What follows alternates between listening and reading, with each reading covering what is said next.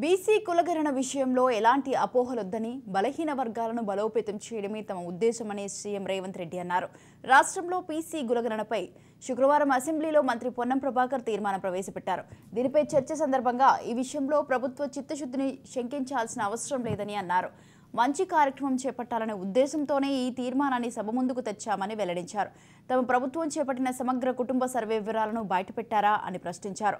తమ ప్రభుత్వం ఏర్పడిన వెంటనే బీసీ కులగణనపై మంత్రివర్గంలో తీర్మానం ప్రవేశపెట్టామని, ఎవరూ అడగకుండానే సభలో ప్రవేశపెట్టామని సీఎం రేవంత్ అన్నారు. పాలితులుగా ఉన్న వారిని పాలకులుగా చేయడమే తమ ఉద్దేశమని స్పష్టం చేశారు. జనాభాకు అనుగుణంగా నిధులు కేటాయించి వాళ్ళ ఆర్థిక ప్రయోజనాలను నిలబెట్టాలని భావిస్తున్నట్లు చెప్పారు.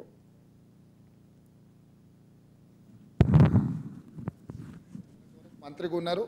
వారి అనుమానాలతో పాటు అనుమానాలను అడగడాన్ని మేము అభ్యంతరం పెడతలేము. మీ అనుభవంతో పాటు ఈ ప్రభుత్వానికి సూచన చేయండి. నా వైపు నుంచి సభాపక్ష నాయకుడిగా మా చిత్తశుద్ధిని మీరు ఎలాంటి శంకించాల్సిన అవసరం లేదు. స్వయంగా మేము ప్రభుత్వం ఏర్పడ్డ ఎంబడే మంత్రివర్గంలో మేము తీర్మానం చేసినాం. నెల తిరగకంటే ముందే ఈరోజు సభలో కూడా మేము ప్రవేశపెట్టినాం. మీరు అడగలే, మేమే ముందుకు వచ్చినాం. అంటే ఇక్కడ ఈ మంత్రివర్గ తీర్మానం కానీ సభలో ప్రవేశపెట్టిన తీర్మానం కానీ ఇవన్నీ స్వయంగా మేము ముందుకు వచ్చి చేస్తున్నాము. భవిష్యత్తులో కూడా ఈ మొత్తం సమాచార సేకరణ తర్వాత అది లోకల్ బాడీ రిజర్వేషన్ కావచ్చు, చట్టసభలలో మన జరిగిన ఉమెన్ రిజర్వేషన్లో కూడా ఉపకులాల యొక్క రిజర్వేషన్లు ఏ విధంగా ఉండాలనో కూడా మా పార్టీ పార్లమెంట్లో కూడా ఆ విషయంలో మాట్లాడిన సంగతి మీకు తెలుసు.